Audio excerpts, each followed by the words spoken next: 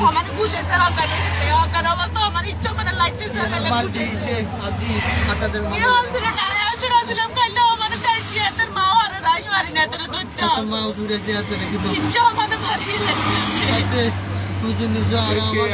ধমক দিছে আপনার কিল্লে মারছে মারছে আজ ভোটের আগে ভোট চাইছি তারা দুইবার ধমক দিয়েছে গত 3 মাসের কাছে ভোট কিনলে চাইছি। মানে আপনি জামাতের ভোট কেন চেয়েছেন?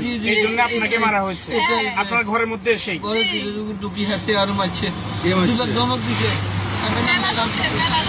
পলিয়ার মধ্যে চলে গেছে। আপনার স্বামী?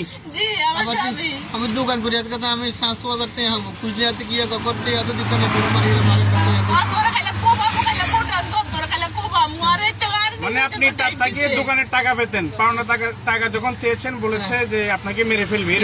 একবার তো ভোটের ব্যাপার বললে হাতে আর ভোট কিলে চাইছে না তার দুবার তোমার ধমক দিতেছে। কিছু মহিলা বাসা করতে গেলে ভোট চায় যেমন একটা ভোট দেওয়া তো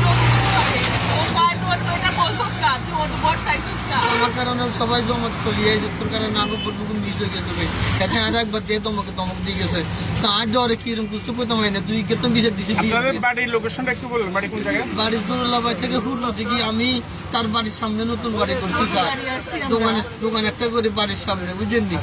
হ্যাঁ আমার বাড়ি দিনের বাড়ি হলে ইব্রাহিম মুন্সি বাড়ি বুঝলেন নি। বাড়ির সামনে আমি দোকান করি এখন তার মাকে বিচারতে দিচ্ছি এটা আমার বাড়ি তখন ভবানীপুর জরুল্লাহ বাড়ি তো থেকে হুরলো দিকে হাজি বাড়ির সামনে আমি নতুন বাড়ি করছি। কেমনে মারছে আমরা মারছি হাতে আমি যা নামাজ পড়ি আসছি আরে আমি ঘরের সামনে খাইছি এতে পাঁচি আপনার কি বলছে দেবরের সাথে কোনো ঝামেলা নামালে এগুলো নাকি গাছ কাটা নিয়ে কোনো ঝামেলা হচ্ছে? কিছু না পাড়া বলতেছি আমাদের বাড়ির পাশে ওনাদের বাড়ি বাড়ির পাশে মানে মহিলা বলেন তো